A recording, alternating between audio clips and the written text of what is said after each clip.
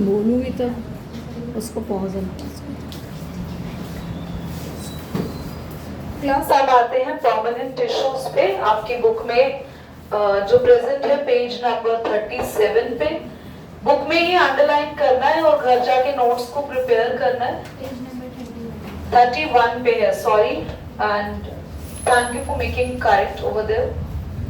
Class मैंने आपको बताया था, इधर ध्यान से सुनो, सभी बच्चे ध्यान से सुनना।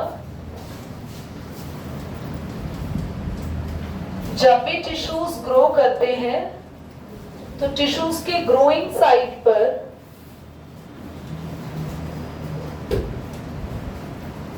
कौन से, जब भी प्लांट्स ग्रो करते हैं, whenever the plant grow,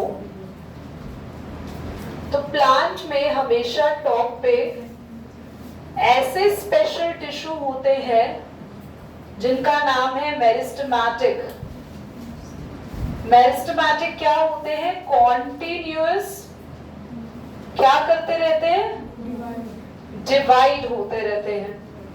meristematic tissue divide होते हैं, प्लांट की ग्रोथ हो गई, अब नए मेरिस्टेमेटिक आ गए ऊपर और पुराने वाले मेरिस्टेमेटिक जो टिश्यूज है वो बन जाते हैं परमानेंट।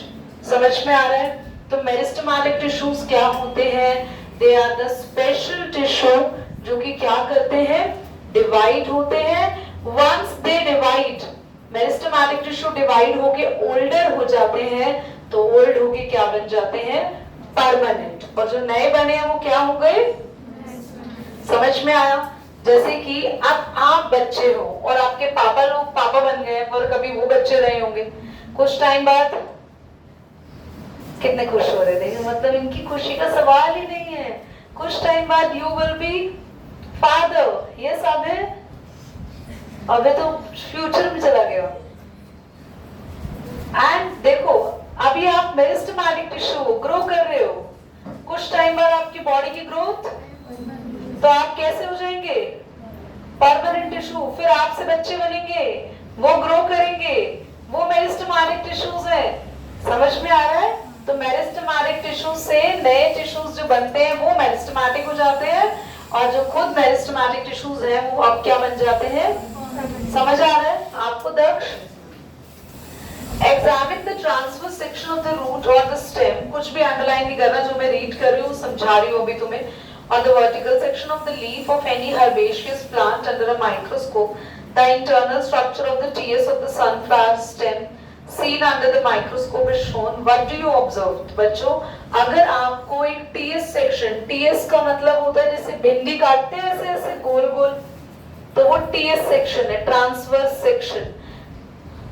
सैलेड के लिए टमाटर काटते हैं गोल, वो कौन सा सेक्शन है? ट्रांसवर्स, है ना? लंबा अगर टमाटर काटेंगे तो वो कैसा सेक्शन होगा?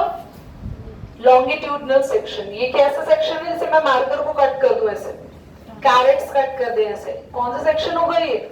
Transverse section. तो कह रहे हैं अगर आपने रूट लिए, रूट को कट कर दिया और उसके छोटे से पीस को माइक्रोस्कोप में देख रहे हैं, तो आपको क्या दिखेगा? तो हमें माइक्रोस्कोप में रूट्स के अंदर दिखेंगे स्पेशल सेल्स। क्या दिखेंगे हमें? सेल्स दिखेंगे। आगे, और ऑल द सेल्स सिमिलर। बच्चों, उस रूट्स के अंदर सारे सेल सेम दिखेंगे?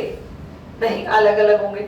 How many different type of tissues can you identify? नहीं, अभी तो नहीं कर पाएंगे आइडेंटिफाई, क्योंकि अभी हमने टिश्यूज पढ़ा नहीं है। What difference you noticed among them? सब में क्या डिफरेंस होगा? चलो आगे बढ़ते हैं।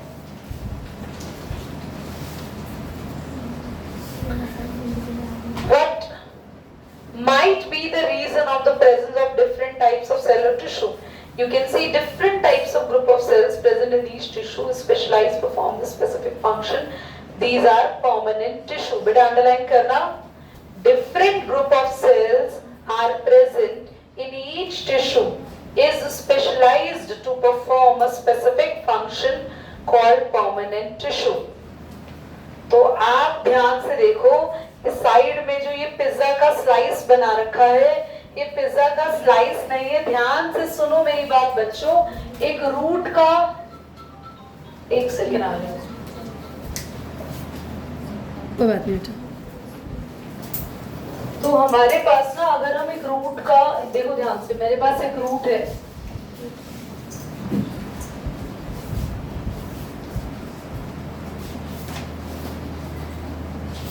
इस तरीके से प्लांट्स में रूट्स निकलती है। हमने रूट को काटा और एक उसको जो सर्कल फॉर्म में हम लोग, क्योंकि रूट काटेंगे तो एक छोटा सा सर्कल बनेगा। इस सर्कल हमने माइक्रोस्कोप में देखा और इस माइक्रोस्कोप के सर्कल के एक छोटे से सेक्शन को बड़ा करके दिखा रखा है आपकी बुक में। ये यानी रूट का जो सेक्शन है ना सर्कल वाला, उसका भी एक छोटा सा सेक्शन देखो बड़ा होके दिखा रखा है। अब अगर आप ध्यान से देखो तो उसमें कुछ सेल्स है, कॉलिनकाइमा दिख रहा है, पैरेन्काइमा, स्क्लेरेन्काइमा, ये सारे टाइप के सेल्स हमें आगे पढ़ने होंगे। तो इसीलिए अब हम परमानेंट टिश्यूज को पढ़ने वाले हैं। परमानेंट टिश्यूज क्या होता है बोर्ड पे देखो। परमानेंट टिश्यूज क्या होते हैं? पहला, very important, they do not divide. ये क्या नहीं होते? सेकेंड, दे फॉर्म्ड, किससे बने होते हैं? By meristematic. किससे बनते हैं? मेरिस्टेमेटिक टिश्यूज से बनते हैं। Third, they perform specific function in the plants. Plants में ये क्या करते हैं? अपना कोई अलग से स्पेसिफिक फंक्शन परफॉर्म करते हैं। समझ आया? परमानेंट टिश्यू क्या होते हैं? ये divide, they do not divide, या फिर हम ऐसा भी लिख सकते हैं their cells do not divide. Second, they formed by, किससे बनते हैं? They perform specific function. Permanent tissues का, परमानेंट टिश्यू एक नहीं है, अभी पढ़ोगे बहुत सारे टाइप के परमानेंट टिश्यू है और सारे परमानेंट टिश्यूज के क्या होते हैं? अपने अपने अलग अलग फंक्शन। इन पॉइंट्स को कॉपी में या बुक में साइड में कहीं भी जल्दी से नोट कर लो, कॉपी में कर लो चाहे आप लोग ना। परमानेंट टिश्यूज में ये जो 3 पॉइंट्स आपने अभी बोर्ड पे लिखे, कुछ और पॉइंट्स भी यहाँ पर मैं ऐड ऑन करा रही हूँ, उसको जल्दी से लिखिए, write down. They may be living or dead. एक काम करो, रुक जाओ, ये इतना लिखते हैं, ठीक है ना? आप लोग जल्दी से हेडिंग डालना, मैं डिफरेंस लिखवा रही हूँ मेरिस्टेमेटिक एंड परमानेंट टिश्यूज में। अपनी कॉपी में ही लिख लो और कॉपी में ना आप लोग जो जो लिख रहे हो एग्जाम पे लर्न करना मत भूलना उसको। डिफरेंस बिटवीन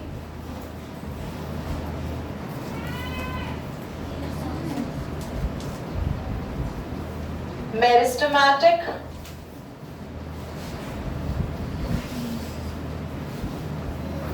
और परमानेंट टिश्यू। बेटा एक बार ना इसको पॉज कर दो, सारे आप लोग लिख लो, फिर नाम समझेंगे इसको।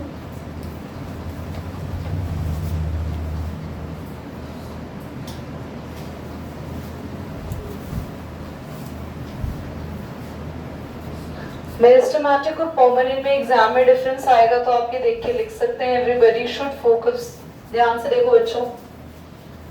सबसे पहले मेरिस्टेमेटिक जो टिश्यू होते हैं उसके सेल्स क्या है? लगातार डिवाइड करते रहते हैं, every time they divide repeatedly. पर परमानेंट टिश्यू के सेल्स कैसे हैं? सेल्स किससे बने हैं? And they do not divide नहीं करेंगे। एक तो ये मेरिस्टेमेटिक से बने हुए हैं और ये डिवाइड भी नहीं करते हैं। आगे देखेंगे, cells are small. Meristematic tissue के सेल्स कैसे हैं? और आइसोडायमेट्रिक यानी डिफरेंट डिफरेंट शेप्स के होते हैं। इनकी जो शेप्स है वो फिक्स नहीं होती। और परमानेंट टिश्यू के सेल्स कैसे होते हैं? लार्ज, और इनकी शेप भी कैसी होती है? Definite fix shape. Vacuoles are absent. दो बार हो गया, सेल्स आर डेंस साइटोप्लाज्म। ओहो, ये 2 बार हो गया पॉइंट, इसको मत लिखना, ठीक है? ऊपर वाले में ही ऐड कर लो, अराउंड वैक्यूल। मैं एक और पॉइंट लिखवा दूंगी इसके बदले। वैक्यूल्स इसमें एब्सेंट होते हैं क्योंकि मेरिस्टेमेटिक टिश्यू में वैक्यूल्स की इतनी कोई जरूरत नहीं है। पर परमानेंट टिश्यू जो होते हैं वो काफी बड़े हो जाते हैं, काफी इंपॉर्टेंट टिश्यू हो जाते हैं, उनका अपना अपना काम होता है, बहुत सारे फंक्शंस होते हैं, तो उनमें वैक्यूल की जरूरत होती है, प्रेजेंट होते हैं। सेल्स में डेंस बहुत ज्यादा भरा होता है पूरा साइटोप्लाज्म। यहाँ पे साइटोप्लाज्म थोड़ा सा ही है, किसके आसपास होगा, बीच में वैक्यूल है, वैक्यूल के आसपास थोड़ा सा थिन लेयर में साइटोप्लाज्म होगा। सेल थिन होते हैं, इसके पतले सेल्स होते हैं, और इसके सेल्स कैसे होते हैं, थोड़े कुछ कुछ थिन भी हो सकते हैं। Meristematic cells are living always, हमेशा लिविंग रहेंगे, पर परमानेंट टिश्यू के सेल्स कुछ लिविंग होते हैं और कुछ डेड होते हैं। इसका एक पॉइंट हम और ऐड करा लेते हैं।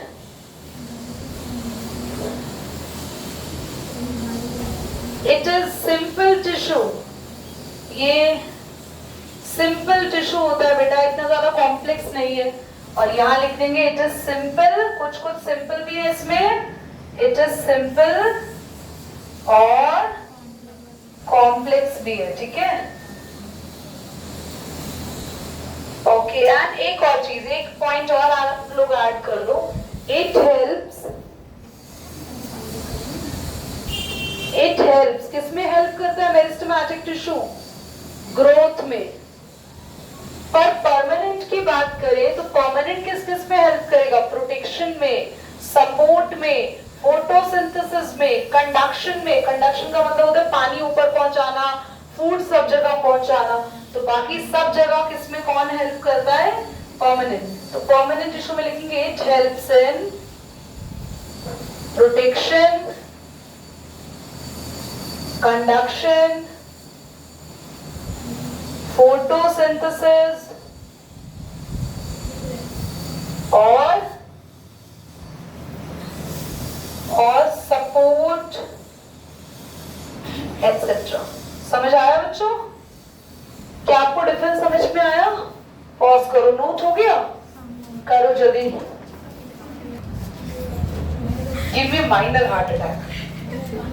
ओके, अब बच्चों सबको डिफरेंस आ गया, एग्जाम में कंफर्म आएगा। अब मैंने टाइम वेस्ट नहीं करूंगी, आपको डिफरेंस लिखवाऊंगी नहीं, मैं आपको डिफरेंसेस की मैं एक पीडीएफ भेजूंगी ग्रुप में, उसमें डिफरेंसेस लिखे हैं, मैं टिक मार्क कर दूंगी और आप लोग उसको अपनी कॉपी में लिख लेना, ठीक है। चलो वापस बुक पर आते हैं। द एपिडर्मिस पढ़े। The epidermis forms the outermost layer of the plant body, consists of the tightly packed single layer of flat cells and rectangle cells. मैं समझाऊंगी अभी। It protect the plant from, it protect all parts of plant. बेटा epidermis का जो ये paragraph है इसे underline करो। The epidermis से लेके all parts of plant तक अंडरलाइन करो।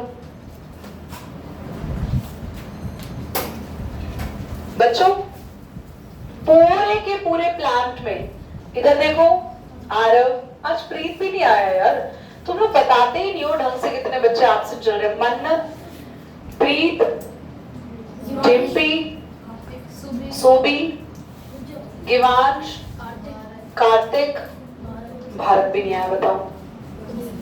7 स्टूडेंट्स आज एब्सेंट है अपनी क्लास में। हाँ देखो आप ना बच्चों, प्लांट अगर हम बात करें पूरे के पूरे प्लांट के अंदर ना, जो पूरा प्लांट है, चाहे रूट उठा लो, चाहे स्टेम उठा लो, चाहे लीफ उठा लो, और अगर आपने उसको माइक्रोस्कोप में देखा तो माइक्रोस्कोप के अंदर आपके रूट्स का सेक्शन में सबसे जो आउटर लेयर आएगी, जिसमें इस तरीके के फ्लैट ऐसे रेक्टेंगल फॉर्म में सेल्स होंगे, और ये सेल्स होंगे एपिडर्मिस। आप देखो अपनी बुक में जो डायग्राम बना हुआ है, जो ये एक ट्रायंगल वाला डायग्राम बना हुआ है, इस डायग्राम में देखो एपिडर्मिस ऊपर लेफ्ट साइड पे कॉर्नर पे लिखा हुआ है एपिडर्मिस, है ना। देखो ये एपिडर्मिस होती है, इसके ऊपर एक पतली सी लेयर होगी जिसका नाम है क्यूटिकल, और इसी में से निकलते हैं ये एपिडर्मल हेयर्स। क्या है ये एपिडर्मल हेयर्स? तो बच्चों को बिल्कुल कॉर्नर पर रूट्स में या स्टेम में कॉर्नर पर फ्लैट रेक्टेंगल सेल्स की कौन सी लेयर है, एपिडर्मिस क्या करती है, प्लांट को प्रोटेक्ट करती है ताकि प्लांट में कोई और वायरस, बैक्टीरिया या कोई फॉरेन बॉडी ना घुस जाए। और इस एपिडर्मिस के ऊपर एक और लेयर होती है जिसका नाम है क्यूटिकल, और ऊपर क्या निकल रही होती है, ये एपिडर्मल हेयर। ये चोटियां नहीं है, एपिडर्मल हेयर।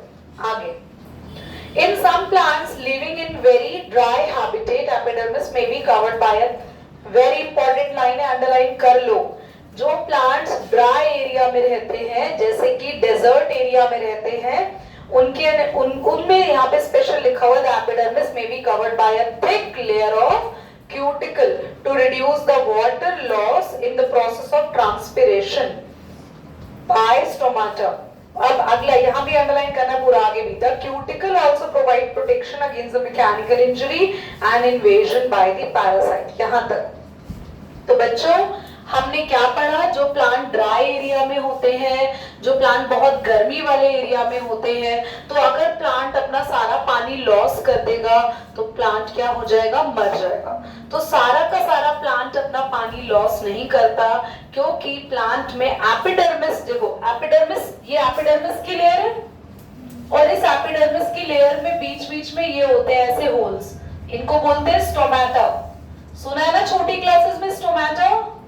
स्टोमेटा का काम क्या होता है, एक्स्ट्रा पानी बाहर निकालना, गैसेस एक्सचेंज करना। पर बच्चों ड्राई एरिया में अगर इस स्टोमेटा के बच्चे ने सारा पानी बाहर निकाल दिया तो प्लांट तो क्या हो जाएगा, मर जाएगा प्लांट। That's so sad. फिर हमें 2 मिनट के लिए उसके लिए मौन रखना पड़ेगा। तो इसीलिए भगवान जी ने इसके ऊपर एक लेयर बना दी जिसका नाम क्या है, क्यूटिकल। वो लेयर एक्स्ट्रा पानी को बाहर निकलने, समझ में आ रहा है बेटा पीछे मेहर। आगे क्या कहना चाह रही हैं आप, सुंदरी बताएं। Okay, in many plants hair like projections, क्या क्या निकले ऐसे ऊपर, हेयर। जैसे आप लोग भी सुबह सो के उठते हैं, आपके एपिडर्मल हेयर आ जाते हैं। देखे आपने कितने प्यारे हेयर हो जाते हैं जब आप सुबह सुबह सो के उठते हैं। अपनी शक्ल कभी कभी तो अब मिरर में पहचान नहीं पाते, ये मैं ही हूँ, है ना। तो ये प्लांट्स में सुबह सुबह उठ के नहीं होता, ये इनकी बॉडी में ही है। और इनके रूट के चारों तरफ क्या निकले हुए हैं, हेयर्स निकले हुए हैं, जिनका नाम क्या है, एपिडर्मल हेयर। अंडरलाइन करना, यहाँ पे लिखा है ना, in many plants hair like projection arises from epidermal cell. यहाँ से अंडरलाइन करना, in roots these projections called root hair which increases the surface area for absorption of minerals in the soil। बच्चों ध्यान से देखना, इधर देखो, इधर देखो, ये मेरी एक फिंगर है। अगर ये फिंगर यहाँ से काट दे, काट दे तो कितना सा सरफेस आ रहा है, बस ये। अब ये फिंगर मैंने बढ़ा दी, कितना सरफेस आ रहा है, ये पूरा, है ना, बढ़ गया ना सरफेस एरिया। ऐसे ही अगर ये सारी फिंगर्स काट दे, काटना नहीं है, आई लव दैट, सारी फिंगर्स काट दो, कितना सरफेस रह गया, पहले सारी फिंगर्स आ गई तो देखो सरफेस एरिया बढ़ गया, है ना। तो बच्चों ऐसे ही जो ऊपर हेयर लगा रखे, ये नहीं कि यहाँ जाके तुम अपना बो लगा दो वो वाला। क्या, I love this plant, yes.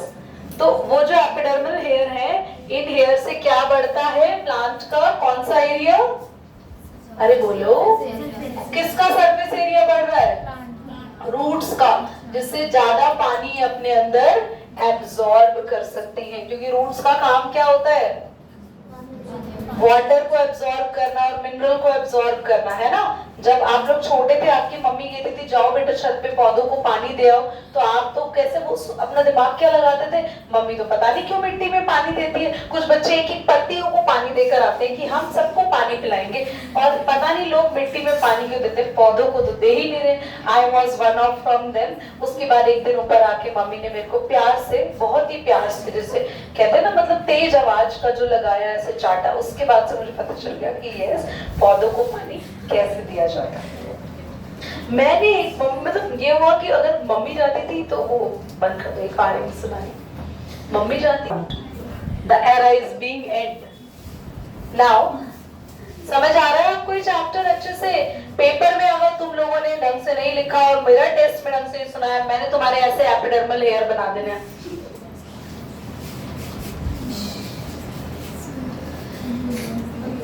Shivani, are you okay? You want some medicine from me? Now, okay everybody, in leaves the epidermis contain pore. तो बेटा ये जो एपिडर्मिस के बीच में ये जो स्टोमाटा दिख रहे हैं, ये स्टोमाटा सिर्फ कहाँ होते हैं? लीव्स में। अगर स्टेम में होते हैं तो कौन से स्टेम में होते हैं? ग्रीन स्टेम में, ठीक है। रूट्स में ये स्टोमाटा नहीं है, इसलिए ऊपर वाले डायग्राम में स्टोमाटा बने नहीं हुए ना। देखो क्या बने हुए हैं एपिडर्मिस के बीच में स्टोमाटा, क्योंकि ऊपर वाला डायग्राम किसका है? ये ट्रायंगल वाला रूट का। अंडरलाइन करना। Stomata, which apart from gases exchange helps in transpiration, that is evaporation of water vapor to the stomata. Thus transpiration helps the water transportation by creating a transpiration pull in the xylem. Transpiration also help in elimination of waste of the plant body. इधर देखो बच्चों, stomata जो कहाँ कहाँ होते हैं? Green leaves और green stem में। स्टोमाटा का काम क्या होता है? प्लांट में गैसेस को एक्सचेंज करना। प्लांट कौन सी गैस लेते हैं दक्ष? नहीं, हाँ हमारी तरह प्लांट ऑक्सीजन ही लेते हैं, सांस लेते हैं। तो फिर दीदी हम क्यों कहते हैं कि प्लांट हमें ऑक्सीजन देते हैं? बच्चों दिन के टाइम पे प्लांट हमें ऑक्सीजन देते हैं, क्योंकि दिन के टाइम वो जो सांस लेने वाला प्रोसेस होता है वो उनका रुक जाता है, उनका खाना बनाने वाला प्रोसेस हो रहा होता है, दैट इज फोटोसिंथेसिस। रात में वो खाना नहीं बनाते, नॉर्मल हमारी तुम्हारी तरह सांस लेते हैं, कार्बन डाइऑक्साइड रिलीज करते हैं और ऑक्सीजन लेते हैं। इसीलिए तो कहते हैं कि रात में पेड़ों के नीचे नहीं सोना चाहिए वरना भूत आ जाएगा। तो दैट इज नॉट भूत, वो लंबे टाइम तक कार्बन डाइऑक्साइड में सोओगे तो आप बेहोश हो सकते हो, चक्कर आ सकते हैं, या फिर आपको अलग ही टाइप का कुछ दिख सकता है, दिमाग में थोड़ी सेंसेशन आ सकती है। तो वो आपके अंदर कोई भूत वूत नहीं आया है, बिकॉज आप लंबे टाइम तक रात में पेड़ों के नीचे ना सोए, पेड़ों के पास ना जाए, क्योंकि प्लांट कौन सी गैस रिलीज करते हैं नाइट में? महर इतनी देर में बोलोगे, तो उसे बना रहे हो कार्बन डाइऑक्साइड अपने अंदर। तो आगे आते हैं हम, चलो। ये ऋषि को बहुत हंसी आ रही है आज। एक तो सेम कलर पहना है, सेम तरीके से बैठे हैं दोनों, ऐसा लग रहा है ये ट्विंस हैं। तो काम क्या होता है स्टोमाटा का? प्लांट का एक्स्ट्रा वाटर बाहर एकांश 2 मिनट बाद हम इनका यहाँ रैम वॉक करा देंगे, आप जी भर के देख लेना, आप भी पढ़ो। तो प्लांट स्टोमाटा का काम क्या होता है? एक तो वेस्ट वाटर बाहर निकालना, एक्स्ट्रा पानी बाहर निकाल देना। इसीलिए ना जहाँ पेड़ होते हैं ना वहां पर ना आप देखो कि अलग ही थोड़ी ठंडक होती है, जहाँ पे बहुत सारे पेड़ हैं, ग्रीन एरिया है। क्यों? क्योंकि प्लांट क्या रिलीज करते रहते हैं एटमॉस्फेयर में? वाटर। तो वहां नमी बनी रहती है, तो वो एटमॉस्फेयर थोड़ा सा ठंडा रहता है जहाँ प्लांट्स होते हैं। और प्लांट्स में स्टोमाटा क्या रिलीज करते हैं? कार्बन डाइऑक्साइड गैस और ऑक्सीजन गैस रिलीज करते हैं रात में। तो मतलब बेसिकली स्टोमाटा का काम होता है प्लांट से वेस्ट निकालना, वेस्ट गैसेस को निकालना और एक्स्ट्रा वाटर बाहर निकालना। सपोर्टिंग टिश्यू में सिंपल परमानेंट टिश्यू हम लोग नेक्स्ट क्लास में पढ़ेंगे। आज के लिए इतना ही। मैंने पूरा परमानेंट टिश्यू पढ़ाया, बेटा करना पॉज इसको।